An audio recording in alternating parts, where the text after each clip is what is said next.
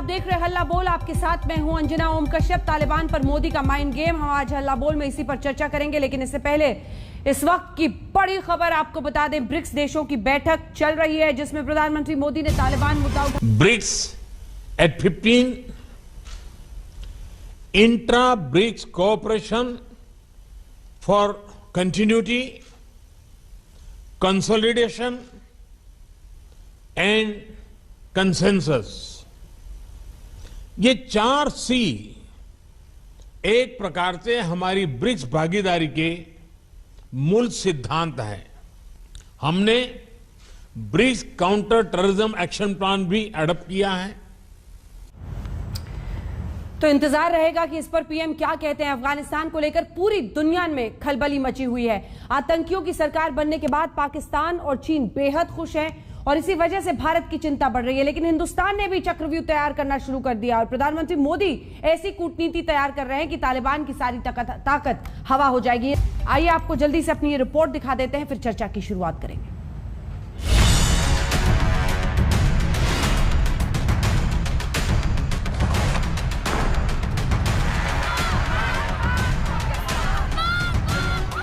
विश्व के 5 बलशाली देश आज भारत की अध्यक्षता में ब्रिक्स सम्मेलन में हिस्सा ले रहे हैं। ये अफगानिस्तान में तालिबान के आतंक राज के बाद पहला ऐसा बड़ा सम्मेलन है जिसमें भारत, चीन और रूस जैसे मुल्क जिन पर अफगान संकट का सीधा असर हो रहा है वो आमने सामने हैं।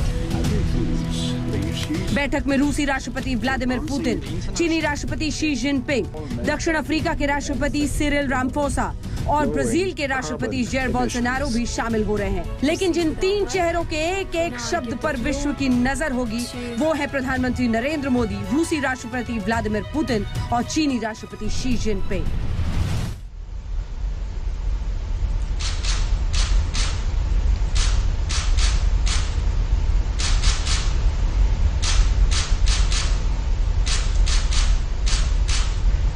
धन्यवाद एक्सेलेंसीज।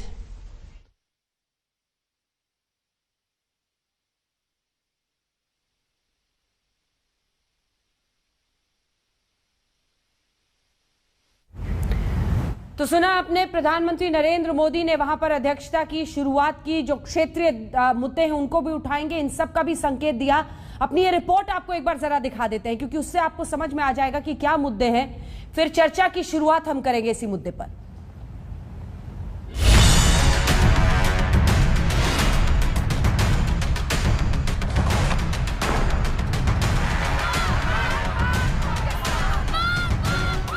विश्व के 5 बलशाली देश आज भारत की अध्यक्षता में ब्रिक्स सम्मेलन में हिस्सा ले रहे हैं। ये अफगानिस्तान में तालिबान के आतंक राज के बाद पहला ऐसा बड़ा सम्मेलन है जिसमें भारत, चीन और रूस जैसे मुल्क जिन पर अफगान संकट का सीधा असर हो रहा है वो आमने सामने हैं। बैठक में रूसी राष्ट्रपति व्लादिमीर पुतिन, चीनी राष्ट्रपति शी जिनपिंग, दक्षिण अफ्रीका के राष्ट्रपति सिरिल रामफोसा और ब्राजील के राष्ट्रपति जैर बोल्सोनारो भी शामिल हो रहे हैं। लेकिन जिन 3 चेहरों के एक एक शब्द पर विश्व की नजर होगी वो है प्रधानमंत्री नरेंद्र मोदी, रूसी राष्ट्रपति व्लादिमीर पुतिन और चीनी राष्ट्रपति शी जिनपिंग। भारत ने अपनी अध्यक्षता के लिए प्राथमिकता वाले 4 विषय चुने हैं।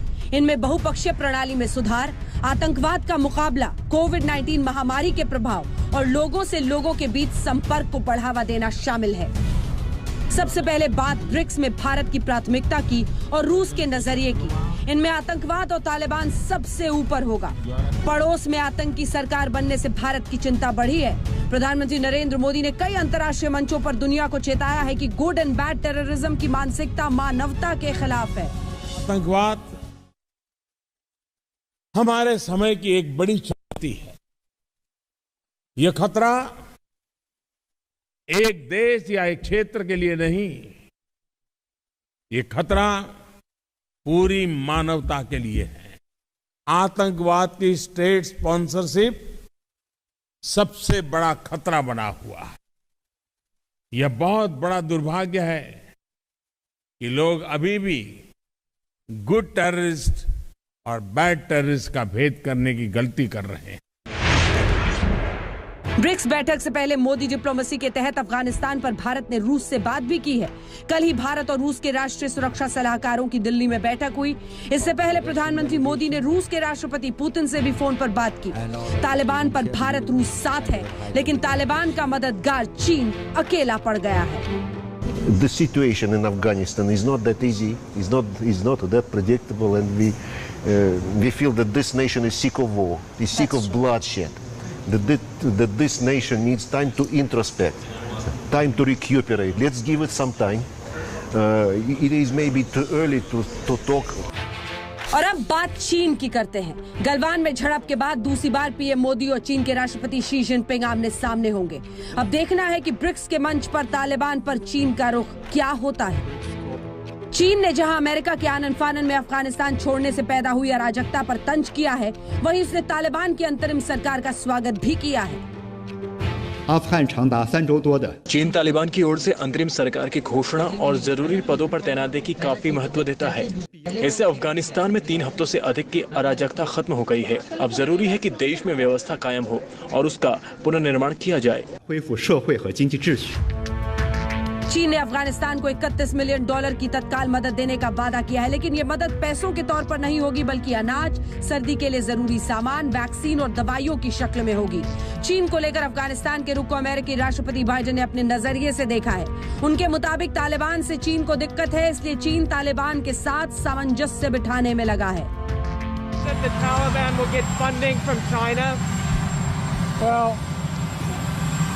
China has a real problem with the Taliban, so they're going to try to work out some arrangement with Taliban, I'm sure, as does Pakistan, as does Russia, as does Iran.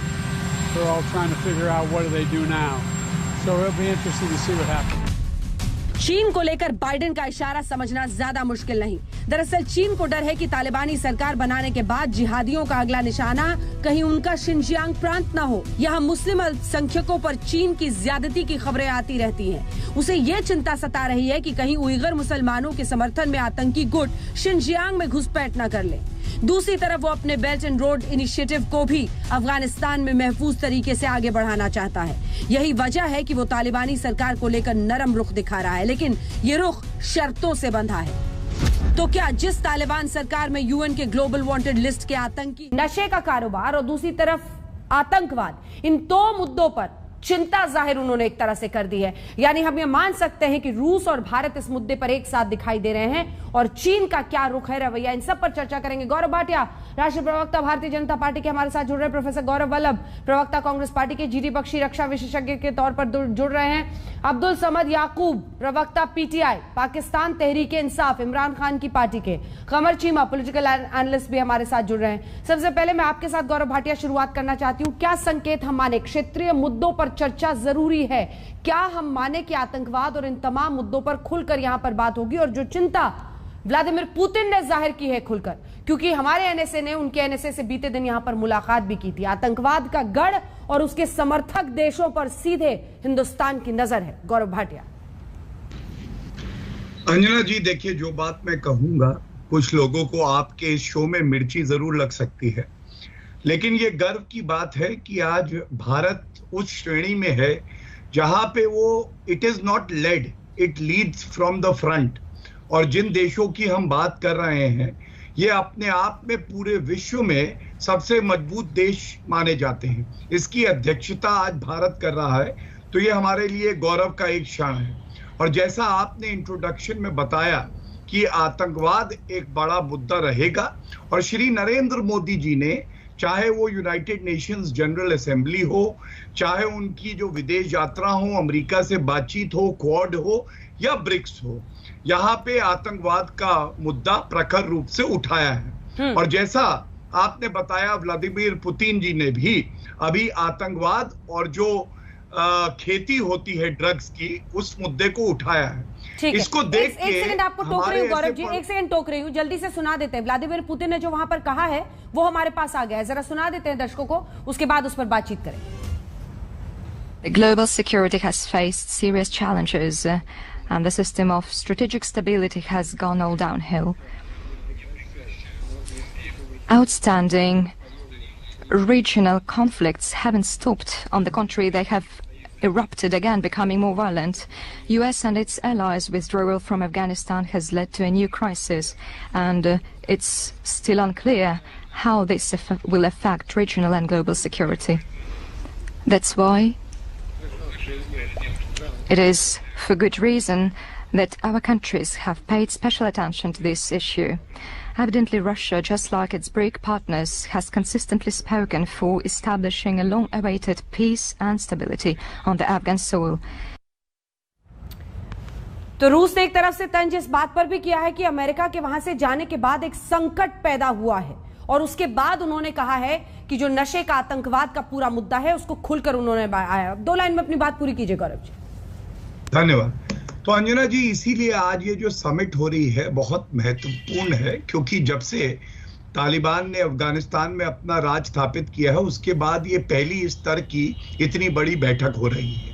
और हम सब जानते हैं, जब श्री नरेंद्र मोदी जी विश्व पटल पर बोलते हैं तो वो जो सत्य होता है, जो विश्व को दिशा देता है, वो बोलते हैं। और इसीलिए आतंकवाद की बात जिस प्रखर रूप से उठ रही है, हमें पूरा यकीन है कि ये सभी देश एक साथ आएंगे और भारत को भी इससे मजबूती मिलेगी।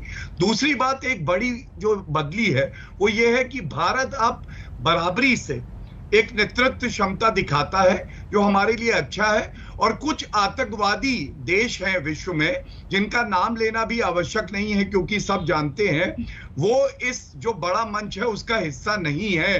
तो ये जो 5 देश सामने आए हैं, ये बहुत ही गहराई में जाके ये बातचीत कर सकते हैं कि किस तरह से हम आतंकवाद को, किस तरह से और जो विश्व में समस्याएं हैं, कोविड-19 की भी एक समस्या है, उसमें कैसे सकारात्मक हल निकाले जिससे सभी नागरिकों का भला हो जो इन देशों में। अब्दुल समद को दिखाई, उसके बाद में गौरव वल्लभ जी फौरन आपके पास आऊंगी। अब्दुल समद साहब, आज वहां पर चर्चा अफगानिस्तान पर हो रही है, आतंकवाद पर। रूस भारत के साथ है, वो भी चिंता जाहिर कर रहा है, यानी ताली पीटने वाले में आप ही बचे हुए दिखाई देते हैं चीन के साथ। नहीं, चिंता जाहिर करना या कंसर्न शो करने का मतलब ये तो नहीं है कि वो इंडिया के साथ है। प्राइम मिनिस्टर मोदी जी ने बात की, टेररिज्म की बात की, लेकिन पूरी दुनिया जो है ना वो यूनिवर्सल को टेररिज्म की डेफिनेशन के ऊपर तो एग्री नहीं कर सकी ना आज तक। तो ये कि मुद्दा उठाना या ये कि ये सिक्योरिटी काउंसिल में टेररिज्म की बात करना। आपका डेफिनेशन क्या है, जरा बताइए आपका डेफिनेशन क्या है टेररिज्म का? सिर्फ मेरी डेफिनेशन की बात नहीं है, बस फंस गए। उसमें इख्तिलाफ ये आता है कि भाई अभी तो टेररिज्म पर पाठ पढ़ा रहे थे सर, आपने कहा पूरी दुनिया में नहीं है। आप बता दीजिए, आप डिफाइन कीजिए।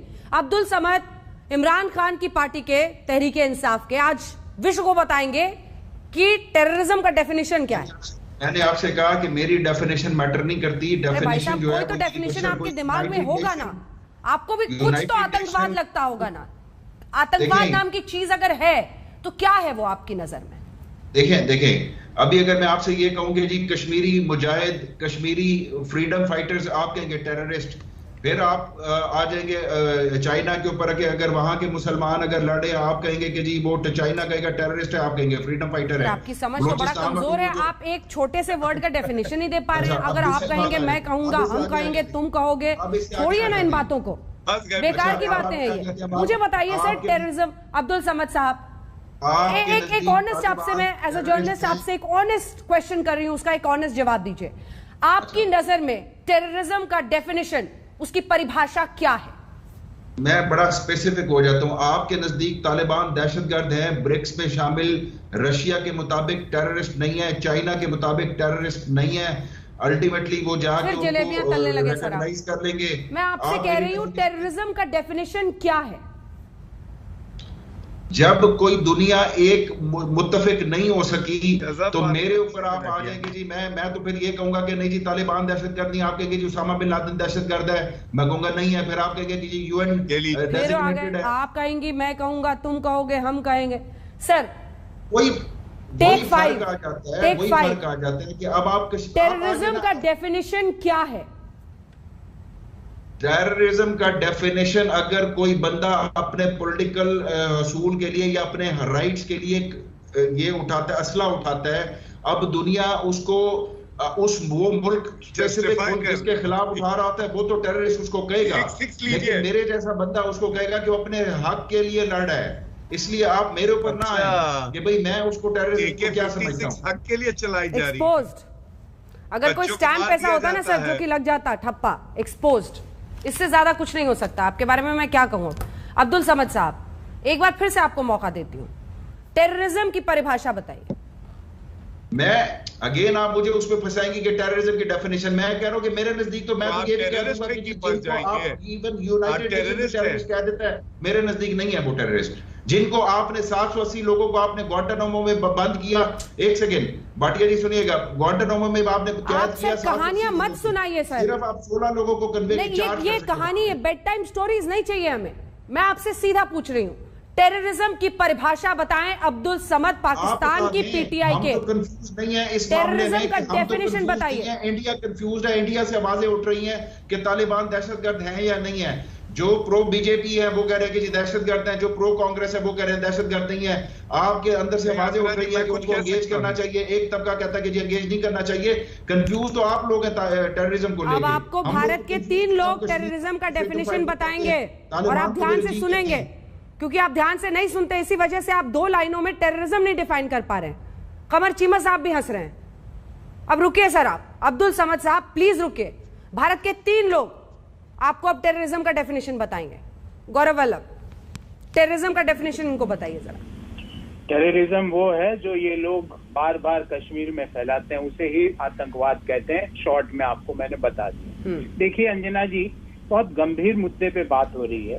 प्रधानमंत्री जी ब्रिक्स नेशन की समिट को, और भारत आज तीसरी बार, 2012 में पहली बार समिट में हमने अगुवाई करी, 2016 में, और आज तीसरी बार करता।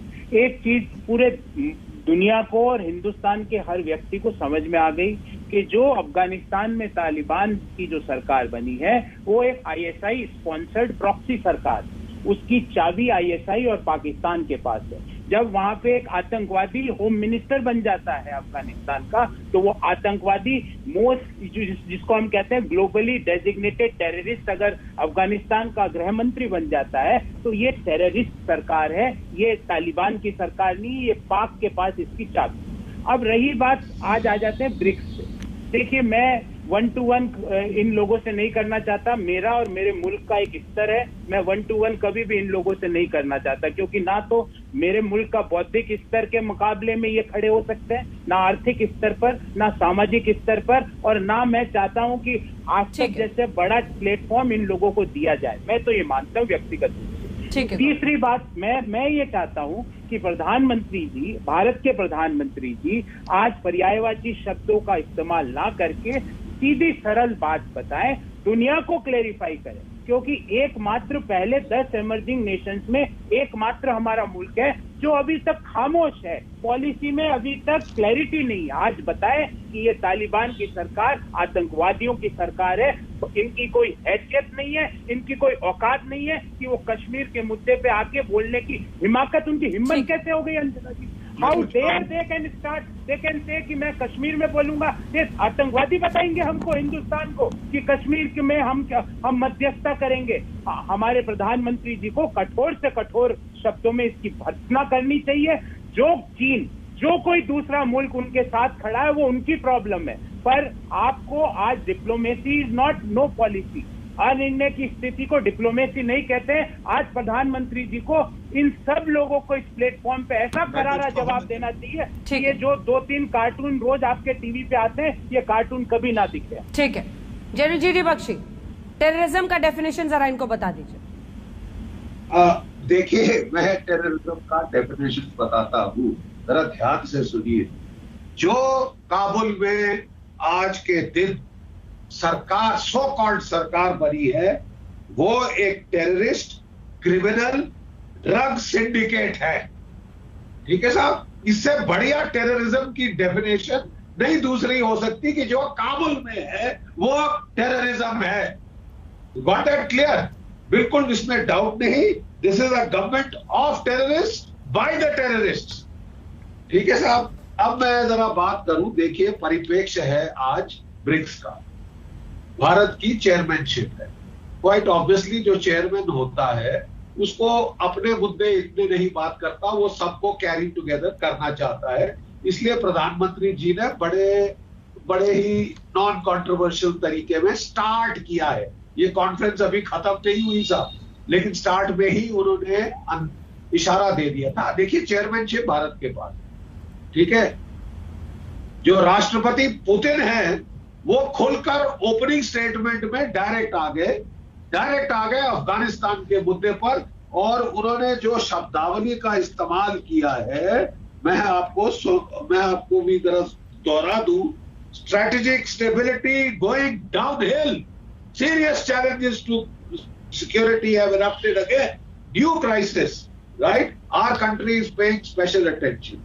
We have the benefit, हमको बेनिफिट ये है कि जो नेशनल सिक्योरिटी एडवाइजर रूस के हैं और हमारे राष्ट्रीय सुरक्षा सलाहकार डोवल साहब की गुफ्तगू हो चुकी है। रूस के दो बड़े मुद्दे हैं, टेररिज्म, यानी पाकिस्तान की अपना अफगानिस्तान की सॉइल से टेररिज्म नहीं होनी चाहिए, नंबर 2 ड्रग नहीं होना चाहिए। मैं जरा आपको इस सरकार की जो बनी है सो कॉल्ड सरकार, उसकी खसूसियत समझा दूं, ठीक है। जो डिप्टी प्राइम मिनिस्टर है वो one of the biggest drug lords है। जो इंटीरियर मिनिस्टर है हक्कानी, बिगेस्ट ड्रग लॉर्ड। और टेररिस्ट 33 में से 17 मिनिस्टर ग्लोबल टेररिस्ट की लिस्ट पे है जी। अच्छा, अब रहा जरा प्लीज मेरे को थोड़ा खत्म कर देने दीजिए। अब रहा मामला कि अफगानिस्तान की सरजमी से टेररिज्म नहीं होगी। मेरे काबिल दोस्त बैठे हैं यहां पाकिस्तान के, मैं जरा उनसे पूछूं कि जो 26 अगस्त को हुआ साहब, आप उसे क्या परिभाषा देंगे? जो सुसाइड बॉम्बिंग काबुल एयरपोर्ट के गेट पे हुई, अमजद साहब, आप क्या उसको परिभाषा देंगे? 180 बेचारे अफगान औरतें, बच्चे, नागरिक बेकसूर मारे गए। 13 अमेरिकन मेरीन सिपाही मारे गए, जो अमेरिका के सिपाही 18 घायल हुए। हमला किसने किया? तालिबान ने कहा हमने नहीं किया साहब, ये आईएस खुरासान की कारस्तानी। आईएस खुरासान कहाँ है? नानगरहार प्रोविंस में बेस्ड है, अफगानिस्तान की। अगर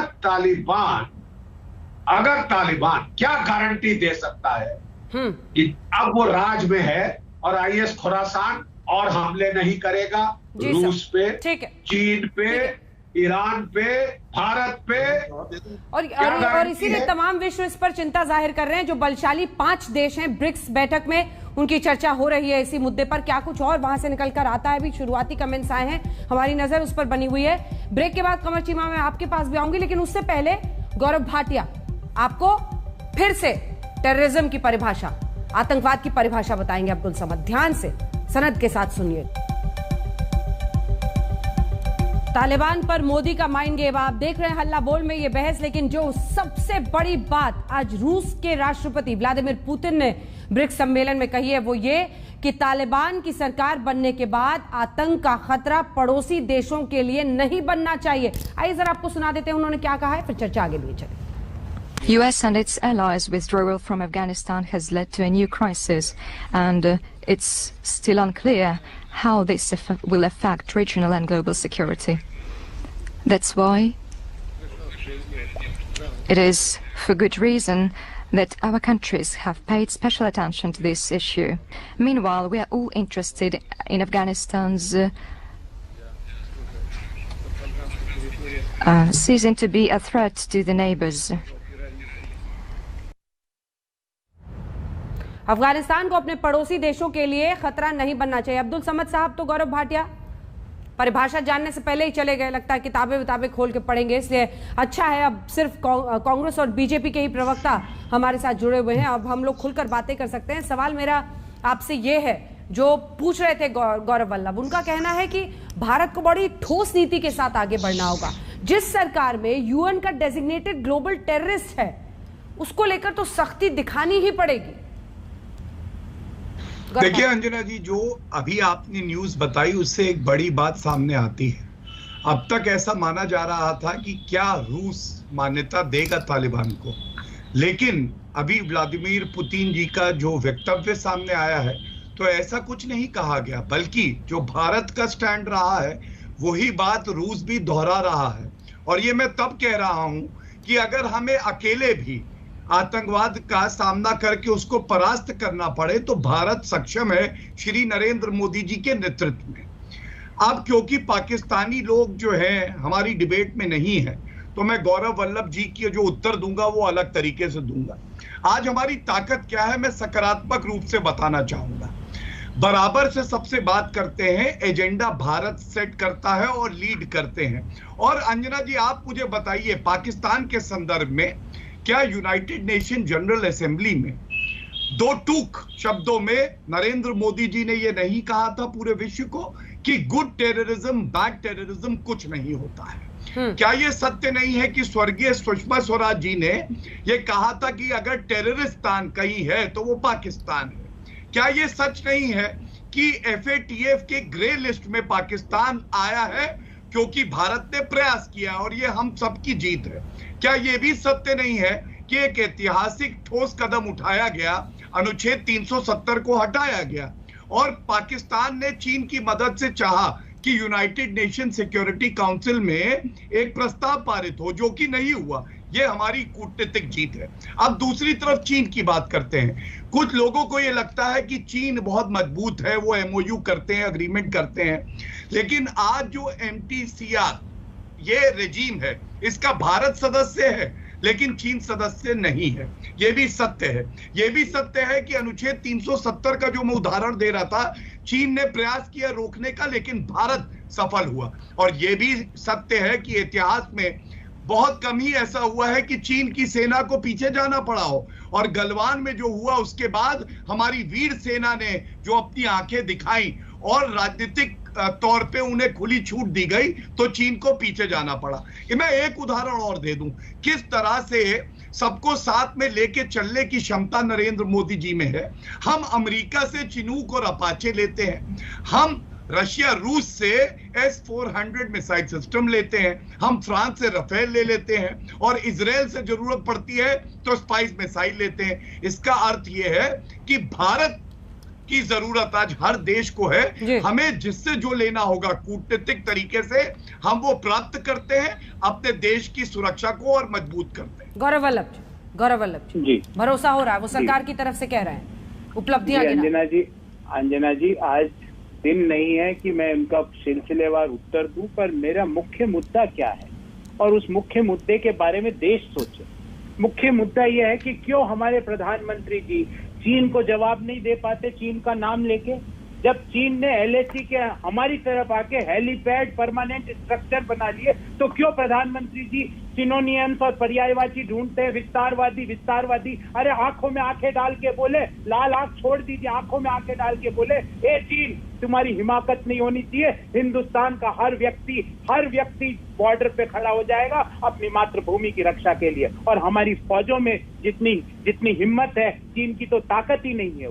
ये तो नंबर 1। नंबर 2, पूरी दुनिया का, मैं बोल रहा हूं अंजना जी, पूरी दुनिया के 10 बड़े नेशंस ने तालिबान की जो आतंकवाद की जो सरकार है उसके बारे में अपना दृष्टिकोण क्लियर कट कर दिया। क्या पुतिन जी ने जो बात कही वो हमारे प्रधानमंत्री जी क्यों नहीं बोल सकते? क्या डर है उनको?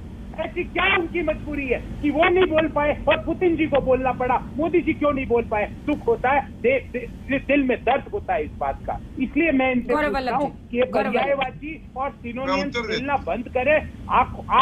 आज इस पटल पे प्रधानमंत्री जी से मेरी अपेक्षा है कि बोले कि ये तालिबान की सरकार नहीं है, आतंकवाद की पाक समर्थित सरकार है, इसको हिंदुस्तान स्वीकार नहीं करेगा। तालिबान की हिम्मत नहीं होनी चाहिए कि वो बोले कि वो कश्मीर में मध्यस्थता करेगा। उसकी हिमाकत कैसे हो गई? एक आतंकवादी की हिमाकत हो गई कि वो मध्यस्थता करेगा और हमारे देश के प्रधानमंत्री जी चुप बैठे। ठीक है गौरव भाटिया, वो कह रहे हैं पर्यायवाची शब्दों की आड़ में क्यों बोलना है? विस्तारवादी नीति रखने वाले मुल्क चीन के लिए उनका कहना है सीधा अटैक क्यों नहीं?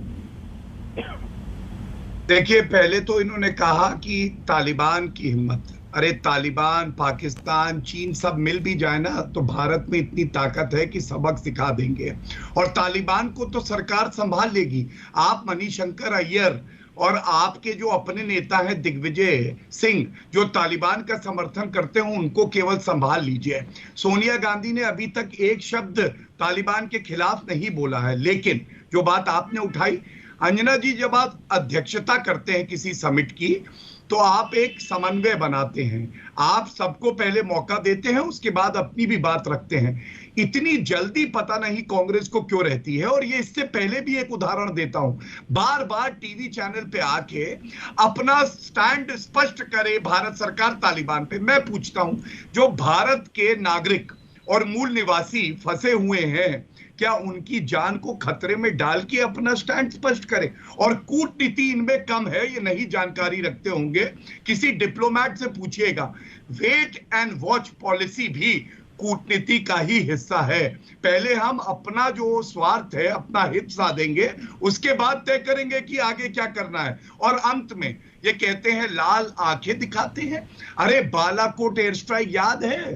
लाल आंखें नहीं, घुस के ठोका पाकिस्तान को, लेकिन किसी ने कहा कि पेड़ गिर गए, कौवे मर गए। जब सर्जिकल स्ट्राइक करी तो यही कांग्रेस पार्टी है, ऐसी घटिया पार्टी है कि यह कहती है कि हमें प्रमाण दो। आप सेना का नाम अपने मुंह से लेते हैं तो सेना को आप गंदा कर देते हैं, आप आर्मी जनरल को सड़क का गुंडा कह देते हैं, यहां पे आके सवाल पूछते हैं। मैं केवल एक बात कहूंगा, अपने मूल कर्तव्यों को पहचानिए, थोड़ा इंतजार करिए और आपको पता चल जाएगा कि ये जो भारत है इसकी ताकत क्या है। तालिबान ठीक है गौरव, अलग जवाब देना चाहिए, उन पे भारी है भारत। आप तो हर उपलब्धि जो सरकार पाकिस्तान के खिलाफ करती है उस पर सवाल दागते हैं। जी ठीक है। अब इन्होंने कहा कि हमारे कुछ लोग वहां उन पाकिस्तान चले गए। अरे आपके मार्गदर्शक मंडल पार्टी के संस्थापक, सुनिए, बीच में मत बोलिए, आपके मार्गदर्शक मंडल, आपकी पार्टी के संस्थापक बिना बुलाए जिन्ना की मजार पे चले जाते। माननीय प्रधानमंत्री केक खाने के लिए, बिरयानी खाने के लिए अनशेड्यूल्ड ट्रिप कर लेते हैं। आपने आईएसआई को पहली बार हिंदुस्तान की धरती पे घुसने दिया और आप चुप रहे। आपने आईएसआई जैसी घटिया एजेंसी को देश की धरती पे छूने दिया। भारत माँ के सीने पे आईएसआई का आदमी खड़ा था, आपको शर्म नहीं आई उस दिन, और आप हमसे सवाल पूछते हो। रही बात, आपने कहा कि कूटनीति, मैं आपको बताता हूँ भाटिया जी, डिप्लोमेसी मैंने भी थोड़ी बहुत पढ़ी है और मैं गारंटी दे सकता हूँ कि आपसे ज्यादा ज्ञान जरूर होगा। डिप्लोमेसी और नो पॉलिसी में अंतर होता है, कूटनीति और अनिर्णय में अंतर होता है। क्यों रशिया ने कुछ कहूंगा, वो आपकी वेट एंड वॉच पॉलिसी पर टिप्पणी कर रहे हैं। क्यों रशिया ने जो बात कही वो प्रधानमंत्री नहीं कर सकते। ठीक है, एक लाइन में जवाब देने दीजिए, वक्त खत्म हो रहा है। सिंपल सवाल है, वक्त खत्म हो जो बात कही मैं बोल लूं अंजना जी प्लीज। मेरा सिंपल सवाल है, पुतिन जी ने जो बात कही आज वो की मोदी जी कांग्रेस क्यों नहीं बोल पार्टी सकते? राख बनी हुई है जल के। अगर भारत आगे बढ़ता है, नरेंद्र मोदी जी के प्रति इनकी नफरत इतनी है, ये दुखी होते हैं। और एक बात कह के अंत करूंगा, ये कांग्रेस के ही लीडर है मणिशंकर अय्यर और नटवर सिंह, जिन्होंने एक पत्र लिखा कि इनको अफगानिस्तान के तालिबानियों से बहुत मोहब्बत है और उनसे बात करनी चाहिए। पहले इनको तो संभाल लें। वो उनको संभालेंगे, लेकिन भारत की कूटनीति और पाकिस्तान, अफगानिस्तान, तालिबान को लेकर हिंदुस्तान की नीति सरकार को ही तय करनी है। बहरहाल नजर हमारी रहेगी ब्रिक्स से और क्या कुछ खबर आती है। मोदी का माइंड गेम अफगानिस्तान पर। ब्रिक्स में आज प्रधानमंत्री ने साफ कहा कि क्षेत्रीय मुद्दों पर चर्चा होगी और व्लादिमीर पुतिन, रूस के राष्ट्रपति, ने भारत से एकजुटता दिखाते हुए साफ कहा है कि अफगानिस्तान पड़ोसी मुल्कों के लिए आतंक का खतरा नहीं बन सकता है। इसी पर आप देख रहे थे हल्ला को, देखते रहिए आज तक।